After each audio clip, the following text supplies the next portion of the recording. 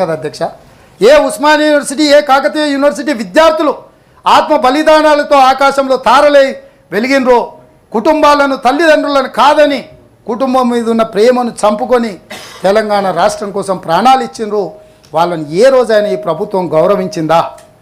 ఉక్కు కంచెల మధ్యలో మీరు నిర్మించుకున్న ప్రగతి భవన్లో ఏ పూటైనా వాళ్ళని పిలిచి బుక్కెడు బువ్వ పెట్టినరా? ఇవాళ ఎంతోమంది మాట్లాడుతున్నారు తెలంగాణ ద్రోహులని, మీరే తిట్టినోళ్ళు, తెలంగాణకు వ్యతిరేకంగా పనిచేస్తున్నారు అన్నోళ్ళు, గుప్పెడు పెట్టుబడి ఆంధ్ర పెట్టుబడిదారులు తెలంగాణను పట్టి పీడిస్తున్నారు, వేధిస్తున్నారు అన్న మీరు ఇవాళ మీరు నామినేట్ చేసిన పొజిషన్స్లో ఎవరున్నారని నేను అడుగుతున్నా అధ్యక్ష. ఈ తెలంగాణ కోసం త్యాగం చేసిన వాళ్ళకి ఎవరికి అర్హతనే లేదా? ఈ తెలంగాణ కోసం ప్రాణాలు అర్పించిన కుటుంబ సభ్యులకు ప్రగతి భవన్లో ప్రవేశమే లేదా? ఈరోజు ఆ ఉక్కు కంచెలు ఆ గేట్లు ఎందుకు పెట్టారు అధ్యక్ష? ఎవరి కోసం? ఎవరిని నియంత్రించడానికి? ఈ తెలంగాణ కోసం కొట్లాడి ప్రాణాలు ఇచ్చిన వాళ్ళని ఎవరిని మీరు లోపలికి రానియకపోతే ఆ గేట్ల ముందు తెలంగాణ మొదటి హోంశాఖ మంత్రి మహమూద్ అలీ గారు పోతే ఒక హోంగార్డ్ గారు నువ్వు లోపలికి రావడానికి లేదు, నీకు అపాయింట్మెంట్ లేదు, నడువు అని ఒక హోంమంత్రిని వెనక్కి తిప్పి పంపిన కఠోరమైన సత్యం మన కళ్ళ ముందలు ఉంది.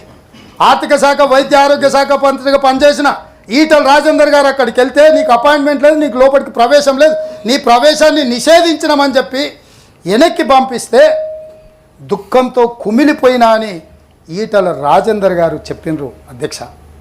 అంటే తెలంగాణలో ఎవరికి ప్రవేశం లేని ఆ ప్రగతి భవన్ అందుకే మా ప్రభుత్వం ప్రజాభవన్గా మార్చింది, ప్రజావాణి అక్కడ ఇంటుంది. అందుకే ఇనుప గోడలు ముళ్ళ కంచెల్ని అన్నిటిని బద్దలు కొట్టినాం, అందుకే అవన్నీ తొలగించినాం. రా నువ్వు కూడా, మీరు కూడా వచ్చి ప్రజావాణిలో ఏదైనా ఇవ్వండి, మీరు ఇస్తే మీకు తెలుస్తుంది తప్పకుండా. అదేవిధంగా అధ్యక్ష, ప్రజా తీర్పును గత పాలకులు సరైన విధంగా అర్థం చేసుకున్నట్టు లేరు. వాళ్ళకి అర్థమైనా అర్థం కానట్టు ఊరుకుంటున్నారో నాకైతే తెలియదు. కుటుంబ పాలనకు వ్యతిరేకంగానే ప్రజలు తీర్పిచ్చారు. ఆ శాసనసభలో సభాధ్యక్షుడిగా ఆయన ఎవరికైనా ఇతరులకు అవకాశం వస్తుందేమో అని మేము ఆశించినాం, రాలేదు. వాళ్ళు అంటారు అది మా పార్టీ ఇష్టం, మేము వెట్టి చాకిరికి అలవాటు పడ్డాం, మేము ఈ విధంగానే ఉంటామంటే అది వాళ్ళ ఇష్టం, కానీ ప్రజాస్వామ్య స్ఫూర్తికి మంచిది కాదన్న సూచన అధ్యక్ష.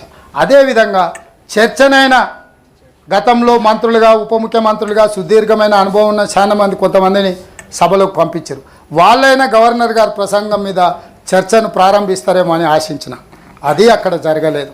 తర్వాత మాట్లాడినరు కూడా వాళ్ళే. ఇప్పటికైనా ప్రజల తీర్పు కుటుంబ పాలనకు వ్యతిరేకంగా ఒక కుటుంబాన్ని కేంద్రీకరించి ప్రజలు తీర్పిచ్చిండ్రు. ఇప్పటికైనా దాన్ని దృష్టిలో పెట్టుకోవాల్సిన అవసరం ఉన్నది. అందుకే ఈరోజు మా ప్రభుత్వం విద్యార్థులను, నిరుద్యోగ యువకులను, ఉద్యమకారులను, అమరవీరుల కుటుంబాలను, రైతులను, దళితులను, గిరిజనులను, మైనారిటీలను, మహిళలందరికీ కూడా